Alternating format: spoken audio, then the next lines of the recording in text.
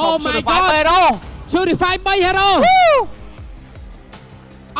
ตอนนะแกใช่อันซีตอนนะแกแล้วอันซีตอนนะแกจังพิกออฟไอ้ออดเมียนดอยโอ้ my god ไม่ก็ได้ช่วยแกเราเหมือนsecret ได้secret ខ្ញុំជាប់មាត់ថាគាត់តាអានស៊ីអូជួយគាត់ពីមុនអានស៊ីបាទអញ្ចឹង secret ចាំមើលជាមួយ secret តតអ្នកណាគេព្រោះ purify 3នាក់មិញសាក៏ purify super red ក៏ purify ហើយមួយទៀតដូចជា golden របស់គាត់D7 purify ដែរបាទចឹងក៏សូមស្វាគមន៍អ្នកទាំងអស់គ្នាមកគូកូនបើជាមួយនឹងការប៉ះគ្នារវាងវ៉ាឡាប៉ះជាមួយនឹង Pro Esport បាទ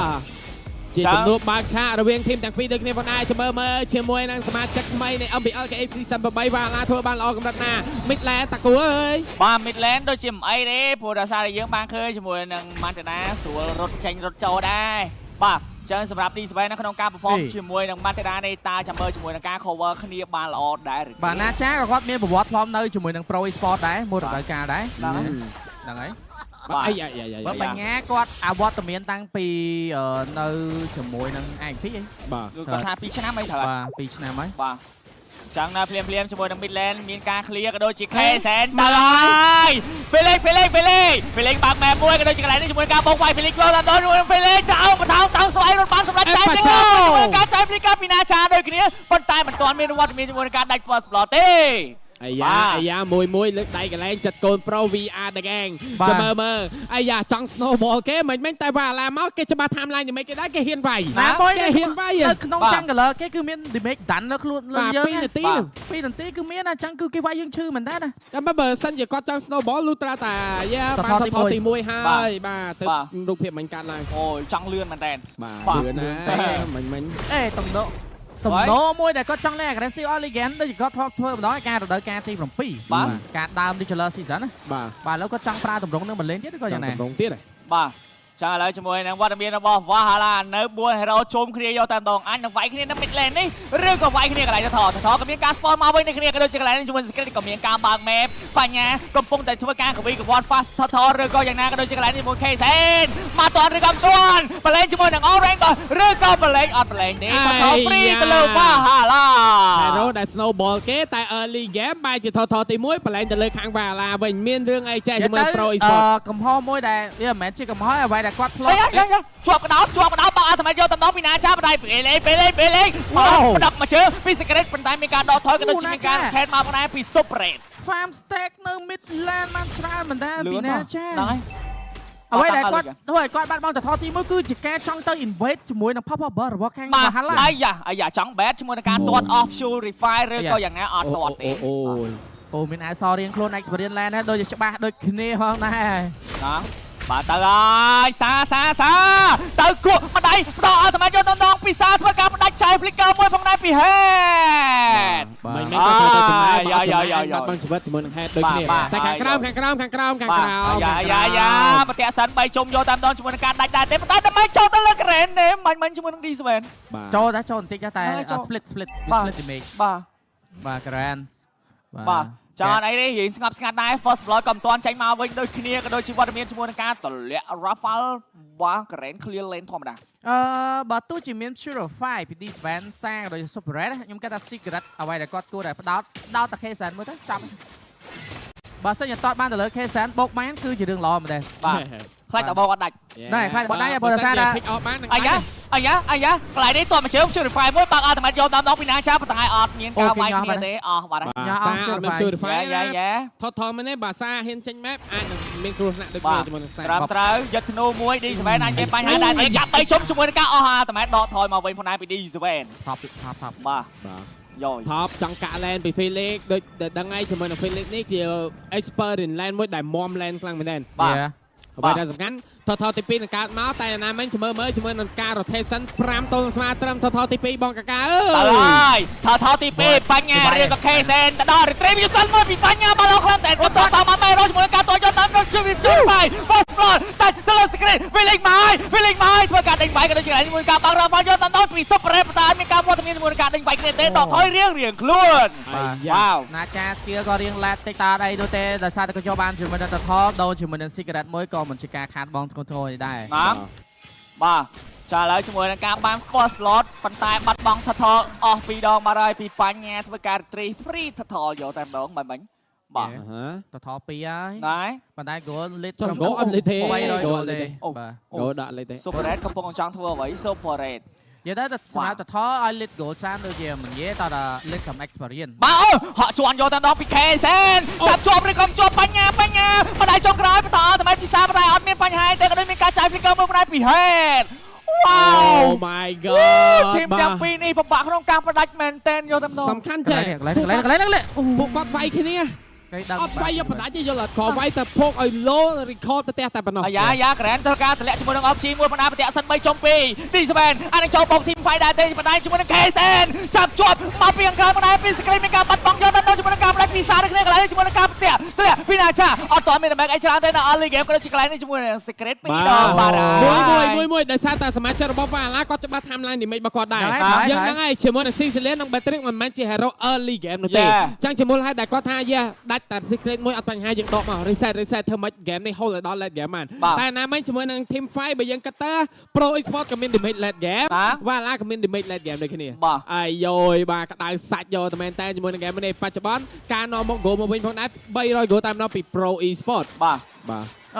សម្រាប់ LED Lustra តែវត្តមានរបស់ Side Zone ទៅលើ Grand ចេញពី Team Fight ហ្នឹងបើមិនដល់ឆ្នោតទេចូលដល់ LED វ៉ាឡាគេរឿងតែមិនតែ complain គេ Patrick របស់ Grand នេះ late game គេមិនតែ complain ខ្លីហ្នឹងហើយទ្រឹតយកមកបាទតែផាច់ថ្មីនៅក្នុង Hero Basic គេបើកំភ្លើង shotgun ហ្នឹងឥឡូវជាមួយនឹងថតទី3នេះក៏មានការបើក map យកតាមដងបញ្ញានឹងរីបានឬក៏ KSN យើងអត់ទាន់ដឹងគ្នាជាមួយនឹងការជន់អាតម៉ែយកតាមដងពី head អាទីរួចឬក៏រួចជាមួយនឹងការផ្ដាច់ head យកតាមដងពី Felix ធ្វើការ game បន្ថែមតាមស្បៃទៅខាងក្រៅមកណាក៏ដូចជាថតអត់ទាន់មានការវាយអីទេកន្លែងនេះជាមួយនឹងការ spray ប្រឡប់អោក៏ដូចជាកន្លែងនេះជាមួយការដេញយកតាមដងពី Felix ថតទី3free ឲ្យ Pro Esport បាទយ៉ាងណាមិញយើងឃើញហើយជាមួយនឹងកន្លែងថតទី3នេះគឺ Pro Esport គេដាក់បែតយកមកគេបោកបញ្ឆោតយកតែម្ដងទៅលើ head ដែលឲ្យគាត់ over បន្តិចណាដោយសារតែគាត់ចង់បាំងបែបដែរកន្លែងហ្នឹងធ្វើឲ្យសមាជិករបស់ Pro គេមានឱកាសក្នុងការ pick off របស់គាត់បានបាទអូយកឲ្យតក់មួយជើងយកតែម្ដង Felix អត់មានបញ្ហាប៉ុន្តែ Felix តាន់ណាទាត់ Felix មិនដាច់ទេពីវត្តមានរបស់ Valhalla មួយលើកដៃកន្លែងដូចគ្នាផងដែរដូចតែបាននិយាយជាមួយនឹង game នេះ Valhalla រុញតារះខ្លួនឯងទៅដល់ late game អញ្ចឹងគាត់ក៏ច្បាស់តាមណា damage របស់គាត់ដូចគ្នាដូចតែបាននិយាយជាមួយនឹងការចង់ pick off គេបច្ចុប្បន្នគឺពិបាកក្នុងការ pick off ដោយសារតែចង់ pick off មួយណាចាបច្ចុប្បន្នអាចត្រឹមថា100 stack ទីទួចអីទេបាទអញ្ចឹងគាត់គេអត់ទាន់ឈឺទេចប់ retreat មួយបងដែរពី KSN អាចមានការវាយដែរទេប៉ុន្តែចង់បានជាមួយនឹង T1 តែក៏ដូចជាកន្លែងនេះជាមួយនឹង Felix ធ្វើការបលែងឲ្យអស់អាតម៉ែតយកតែដល់ពីណាចាប៉ុន្តែមានការបន្តអាតម៉ែតពិសាចាយ flicker មួយបងដែរពីណាចាអស់អាតម៉ែតហើយអស់ flicker រៀនអូខាតព្រោះមិញដូចជាអស់ហើយណាសាគាត់ជប់បន្តឲ្យព្រោះសាមានមកគ្រាប់មិញអាចដាច់មាន head គាត់ទៅអណយមកគ្រាប់មិញអាចដាច់មកគ្រាប់ head មិញគាត់ទៅចេះ skill ដាក់សាក៏បលែង skill យកមកមិញបាទតែមិនច្បាស់តែឲ្យកុំឲ្យដាច់យ៉ាចាយមួយទៅមិនដែរទេបាទពីណាចាបាទចាំហ្គេមនេះជាមួយនឹង Felix ក៏នៅក្បែរហ្នឹងដូចគ្នាប៉ុន្តែយើងមើលជាមួយនឹង T1 Turret នៅផ្លូវ top lane ក៏ដូចជា bottom lane ដាច់តិចទីបាទ KSN យក top ឥឡូវ Martet clear ជាមួយនឹង bottom lane ដូចគ្នាបាទតើហើយឬក៏វាយគ្នាឬក៏យ៉ាងណាជាមួយនឹង Secret ប៉ុន្តែជាមួយនឹង B7 ដឹងច្បាស់ថា Secret នៅក្នុងហ្នឹងគឺមិនដើរចូលក្នុងស្មៅទេបាទមានរឿងអីចេះតែបច្ចុប្បន្នការលេបត្រឹមតែ 2.7 ទេដូចជាមិនច្រើនអីណាទេសម្រាប់ game ទី1នេះដូចគ្នាផងដែរឱកាសនៃការវាយមកវិញនៅតែមានដូចគ្នាពីសមាជិករបស់ Valhalla ណាតែបច្ចុប្បន្នចង់ស្រូនយក T1 នឹងមិនមែនជារឿងងាយស្រួលទេព្រោះថាគេមានជាមួយនឹងណាចានិង Karen បាទពី hero នេះជា hero ទុកទេ1 2ស្គប់នងរាក់នងដែរទេជាមួយនឹង Secret បុកវាយឬក៏មិនវាយអត់ទាន់វាយទេបន្តអត់តែបាក់ team វាយយកតែដល់ពីសាក៏ដូចមានការជន់ពី KSN អានេះមានបញ្ហាជាមួយនឹងណាចាដែរទេប៉ុន្តែគ្រាន់តែបែកឲ្យលោឈាមតាមដល់ជាមួយនឹងការដកថយព្រោះរសារ lot respawn អត់មានអារម្មណ៍ថា pro គេលេងចិត្តត្រជាក់ណាបាទដូចបាននិយាយគេលេងនេះគឺអត់ចង់បណ្ដាច់ជីវិតទេគឺឲ្យតែភោគឲ្យតែគេលោក៏គាត់អស់ចិត្តដែរបាទក៏អស់ចិត្តដែរឲ្យសុខចិត្តទៅភោគឲ្យដើរចេញអូចាប់បញ្ញាទាន់ឬក៏មិនទាន់ទៅហើយជាមួយនឹង Felix ធ្វើការ game ក៏ដូចជាកន្លែងនេះ Secret ចុច second shield មួយបងដែរទៅហើយពី Secret ទាត់នេះសម្រាប់ឬក៏មិនទាន់ទេក៏ដូចជាកន្លែងនេះជាមួយនឹងឡោសឈាមពាក់កណ្ដាលក៏ដូចមានការជិះមកទ្រូមកដែរពីបញ្ញាមិនទាន់ទេបារ៉ាបាល់កុំយក យកតាមដល់ពីហានសាមណៃចុងក្រោយជាមួយនឹងការលេអាតបែបពីសាបណ្ដាច់បានហេតមួយបណ្ដាច់ទៅជាមួយនឹងការគប់បើក map fast ជាមួយនឹងឡតយកតាមដល់ឡតទី1ក៏បានទៅលើ Pro Esport ការកម្មពិតណាបើសិនជាវ៉ាឡាគាត់ចង់ secure game នេះទៅលេមក អាយ៉ាបាក់ដល់ក៏ជន់ចូលទៅដល់ផ្ទះសិនបីជុំជាមួយនឹងការដាច់បញ្ញាបានហើយដាច់បញ្ញាបានជាមួយការចាំលេការទាត់បញ្ជើយកដល់ពី secret ទៅលើនេះស្មែនហើយជាមួយនឹងក៏បានដាច់ដូចគ្នាវ៉ា ចង់តែចេះបើសិនជាវ៉ាឡាគាត់ចង់រុញ game នេះទៅដល់ late game មកបន្លោះឡតមិញបាច់ចូល ហ្នឹងហើយបាទចូល បន្លោះឡតមិញគួរតែឲ្យមកព្រោះប្រភេទ hero គាត់សិតតែជាប្រភេទ hero late game ទី1ទី2ជា hero ដែលមាននិស្ស័យក្នុងការទប់ផ្ទះ បាទ Batrick មានជាមួយនឹង Sicilian មានជួបើកមកមានជាមួយនឹង Head បើកមកអញ្ចឹងសិតតែមាននិស្ស័យក្នុងការ defend អញ្ចឹងបើសិនជាអាចមិនមែនបើសិនអត់ចង់ fail ណាឲ្យឡតគេមកឈាមទប់វិញ បាទ ឈាមទប់វិញព្រោះថាការលេខបច្ចុប្បន្ន10 ទៅទៀតហើយបញ្ញាអាចមានបញ្ហាដែរទេប្រាស្គីទី1ដកជាមួយនឹងការបន្តអត់បានពិសាមកចង់ម្ដងមកចង់ក្រោយអត់ទាន់ដាច់ទេជាមួយនឹងការដកថយបានសម្រាប់ផងដែរពីបញ្ញា បាទឥឡូវឃើញអត់ខ្ញុំជឿថាមកឡតទី1នេះយ៉ាងច្រើនណាស់បាន T2 នៅ mid lane មួយទៀតចុះបាន3ផ្លូវចុះតែអត់អាចបុក T3 សំបីតែមួយ បាទ អត់អាចទេបាទព្រោះយើងដឹងហើយជាប្រភេទ hero ដែល late game មាន damage ក្នុងការ clear lane ដូចគ្នា អូយ KSN បើបុកគាត់យកតាមដល់ជាមួយនឹងការចាប់អត់វាយគ្នាទេ អត់បាន T2 មួយទៀតឃើញអត់បាន T2 មួយទៀត គេគ្រាន់ញ៉ោះហើយ បាទគេគ្រាន់តែញ៉ោះទេ Pro Esport ក៏គេដឹងដែរ Pro Esport ក៏ដឹងនៅ timeline ទីមេរបស់គាត់ថានៅដល់កម្រិតណាដែរហើយក៏ដូចជាដឹងច្បាស់ថាបើទោះជាគាត់បានដល់ទៅ2 lot ក៏ game ហ្នឹងគាត់នៅតែពិបាកបុកដែរហើយក៏គាត់ចង់បញ្ចប់ហ្នឹងក៏ដូចជាការយក lot និង objective មួយហ្នឹងដើម្បីទាញឲ្យ Valhalla ចេញពីផ្ទះរបស់គាត់ដើម្បី over season អញ្ចឹងបើសិនជា Valhalla គាត់ set តាមគម្រោងដែលខូចគាត់បានដាក់ឲ្យគួរតែនៅតែ keep defensive ទៅដើម្បីទាញ game ហ្នឹងទៅដល់ late game តែសំខាន់ game នេះបើយើងមើល kill ដូចអត់វាយគ្នាទេសំខាន់នោះ Grand ណាចាបញ្ញា main damage របស់គេអត់ដាច់សំបីម្ដង បាទ អត់ទាន់ដាច់ទេណាអញ្ចឹងគេនៅតែមានឱកាសក្នុងការ defend ដូចគ្នាព្រោះដែរដូចបាននិយាយជាប្រភេទ hero ដែលមាននិស្ស័យក្នុងការទប់ផ្ទះយើងដែរ Sicilian Batrick មានអីមានញៀនចូលមកបន្តមកបន្តដាច់ខ្ទេចយកមក បាទត្រឹម lot ទី1ទី2ទុកបានបាទ lot evo អីហ្នឹងបានគាត់ពិបាកទុក បាទក៏លេជាមួយ item Goland គឺខុសគ្នា 2k ពី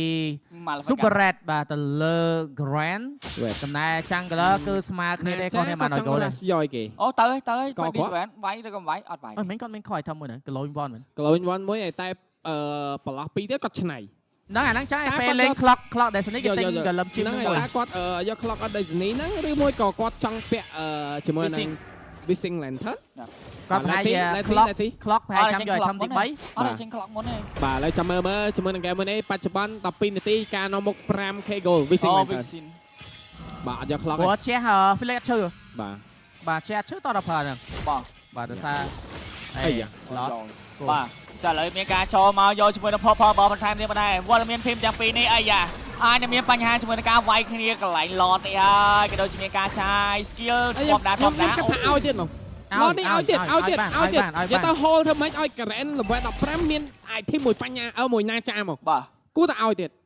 បាទតែ let's see អត់តនឹងទេជាមួយនឹង stress របស់ Zion ដែលគាត់រៀបឲ្យ team របស់គាត់លេងដែរចាំមើលតាមមួយ lot នេះឲ្យឬមួយក៏ចូល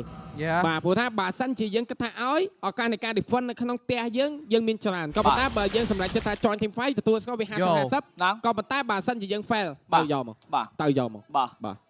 បាទចាលេងស្ងប់ស្ងាត់ហើយក៏ដូចជាឡតមានការ spawn មកវិញដូចគ្នារយៈពេល13នាទីឥឡូវហើយប៉ុន្តែវត្តមានរបស់ Pro Esport អាចនឹងធ្វើការ fast slot ឬក៏ណាឃើញ map បញ្ញាចុះទៅដល់បើក map ពី Felix ប៉ុន្តែអត់មានជាមួយនឹងវត្តមានរបស់បញ្ញាទេចូលមកបានឬក៏បានពីជាមួយនឹងការដេញពី Felix ប៉ុន្តែអត់ឲ្យបញ្ញាចូលទៅ review សាច់ទៅជាមួយនឹងឡតពីទៅដល់ Pro Esport ចូលតែម្ដងបាទ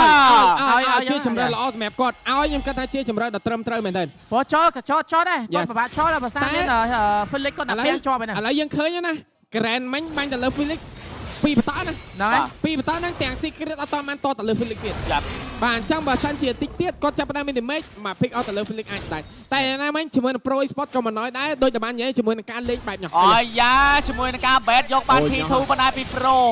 អូយ Pro Esport នេះគេញ៉ាំយកតែមែនតើអត់សូវនេះទេអញអត់តាំងពីដងបូលឡើងមកអង្គុយលើដូចគេរៀងតម្រង់រៀងល្អជាងមុនគេប៉ិនញ៉ាំមក